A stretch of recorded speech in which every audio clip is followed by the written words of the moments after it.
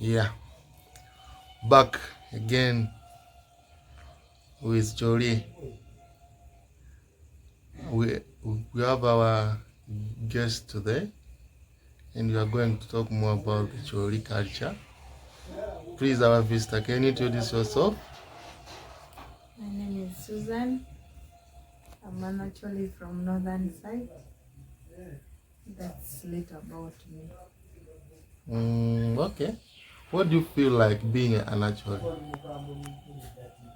Being an Acholi, it is it is a very interesting culture. We have our norms, what to be done and what not to be done. We have our cultural food. We have traditional dances. In other words, it is just an interesting culture. And an interesting tribe to be, and we are proud. Personally, I'm proud to be an Acholi from Northern. Yeah.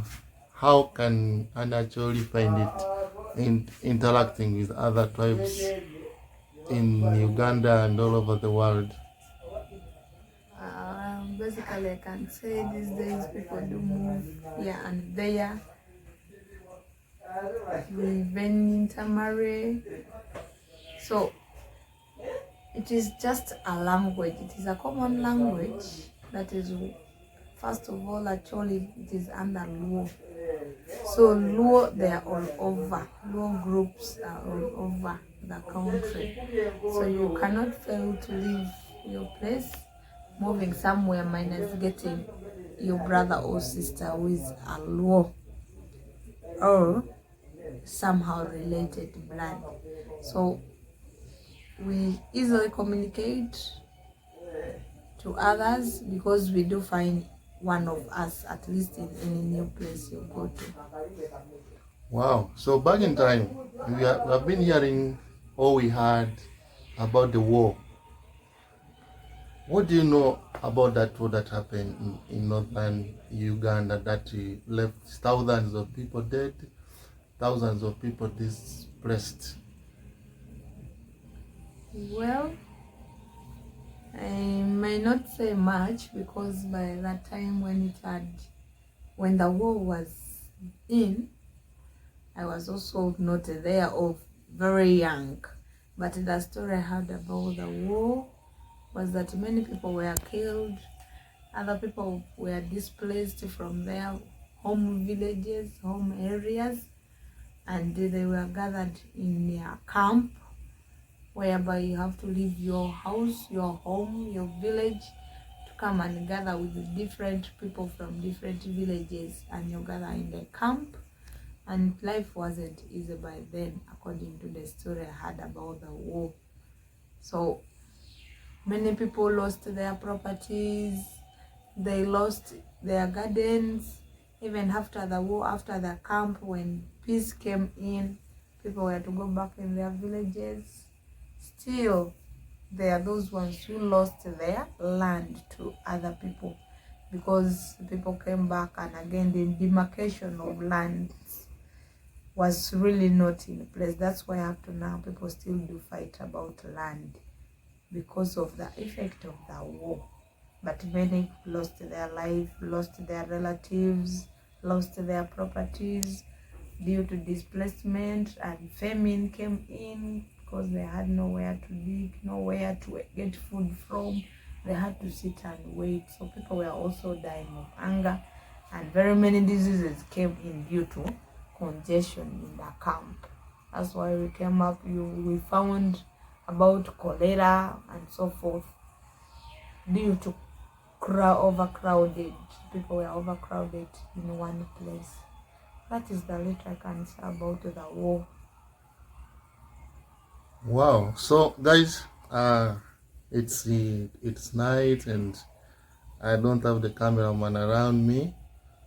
That's why you're not seeing me in the background. But consider subscribing, share to a friend. Girl child, well, we are always, the community generally was in charge of every growth of a child. So once you could do, as a child, you could do anything wrong, any elder who may come across finding you that you're not doing the right thing, that elder was responsible for stopping you there and then. So it is still a routine up to now that parents sit together with their daughters, teach them how to cook, teach them housework, teach them even garden work. In fact, I am proud to say that we are the Acholis are hardworking ladies, hardworking girls, because of the training we go through in the hands of the aunties, in the hands of the mothers.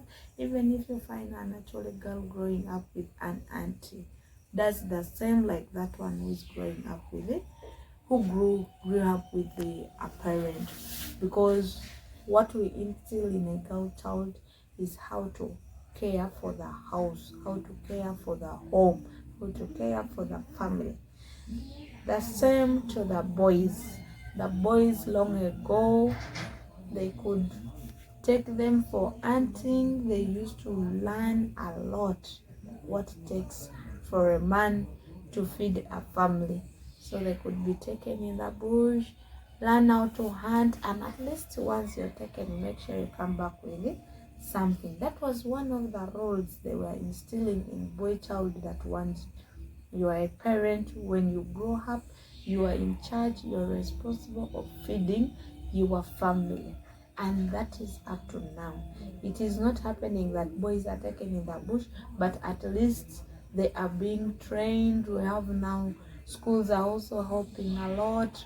Culture is also helping a lot. The elders, the families, they are trying their best to make sure they talk to boy children, they attend schools, they be responsible, that they make good citizens in the future when they grow up. So we are hardworking ladies and gentlemen. Oh, you have told us about the do's. Now, can you tell us about the don'ts? Like, what are you not supposed to do as a girl from Acholi? What are you not supposed to do as a growing child in Acholi? All right. The don'ts that elders do not expect of a child is one, in discipline cases, every elder would expect a child to be disciplined and morally brought up. Two, when you grow up, a parent expects you, the man, to a boy child, to hold on and be chosen for a wife or for a girl that you would wish to marry. Despite of these days that somebody gets anyone, meets on the way, and that marks the marriage.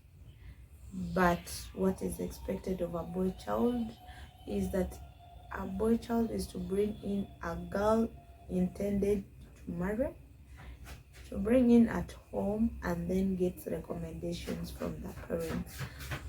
Two, is supposed to give in time before marrying that lady.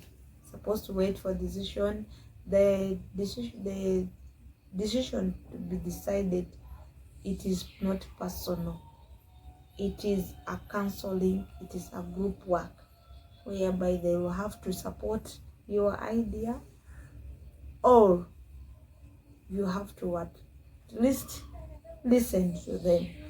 So another thing is that you are not supposed to marry from just the next village or parish or sort, unless they will expect you to move a little bit. In other words, you are not supposed to interact or have anything to do with engagement to a person slightly or related to you.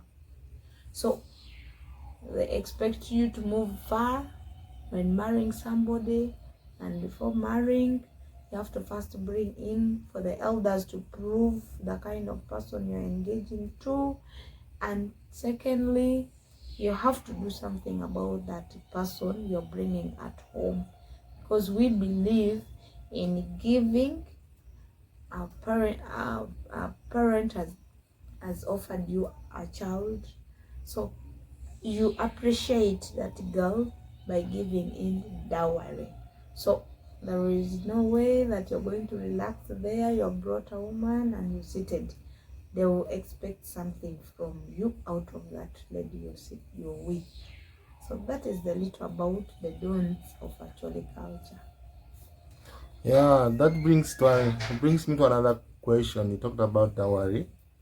Uh, what is dowry to your culture?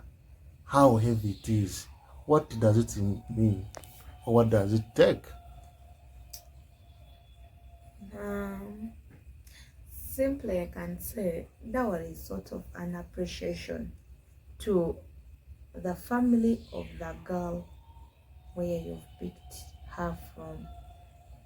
It is not by force, if I may say, but they would expect you, a man, to have a feeling of appreciating the parents. So it is kind of heavy. They may ask of you cows, they will ask of you gomasi for the mother, Can they you tell will us ask of you sorry for some. interruption, can you tell us the quantities? If a guy is from Central and he wants to know about the quantities of the the, cows, the gamas, the what, yeah.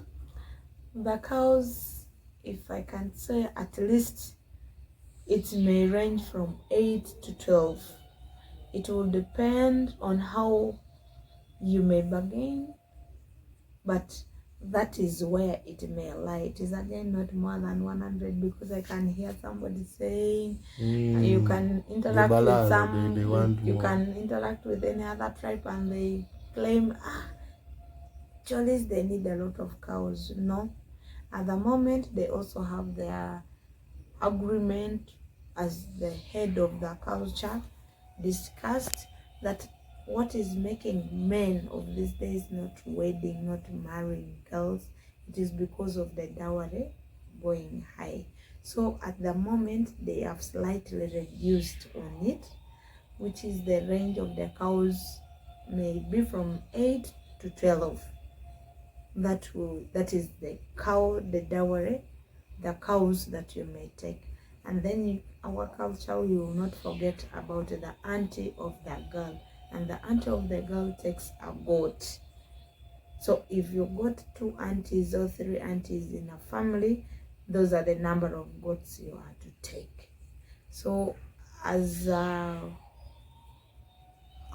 honor to a father-in-law, the father to a girl, you also appreciate him with the shoot, let me say, plus our cultural chair, which we call it in our language for talk. You see, for the father, I mean, like for your father-in-law to sit on. So you will be given that list for the father specifically. You will be given that list for the auntie of the girl specifically. You will as well be given what is required of you to give to the mother of the girl of whom you call your mother-in-law. So it is not that much, but it is within the range that any other man can afford. So any Bantu person can get an Acholi lady, interact, they marry. It is not all that like costly as it used to be those days of our parents. Yeah, of course, as you know, Susan, not every marriage is successful and there are challenges. This is the last questions, guys. Share the video, guys. This is our last question. As you know, not every marriage is successful. If there are challenges, how do you handle challenges as choris, and if a marriage doesn't work well? Yeah, people may want to know that. Yes, it is true. Yeah. As actually culture, we believe that marriage is not for one person, or it is not for two people who found themselves. We believe that marriage is for the whole family, both the sides of the girl and the side of the boy. So once things may not work on well, as Acholi people, we believe in sitting and resolving. So our parents will be there for us. If things are not working out, if you are the man, you can try to inform your parents and as well inform the parents of that girl, and try to get a day, sit down, talk, and try to resolve the issue which is making you guys have misunderstandings.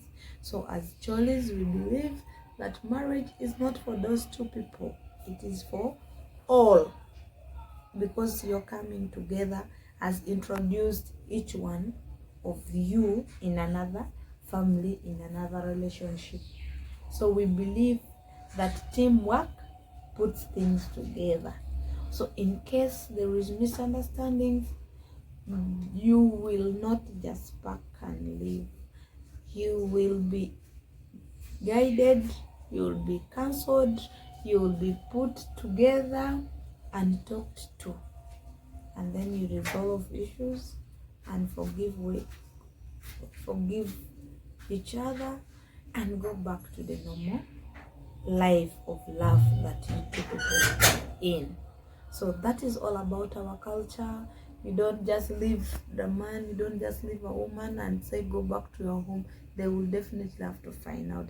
And in case no one leaves your home, goes back to their home, it will take you as a man to make a follow-up.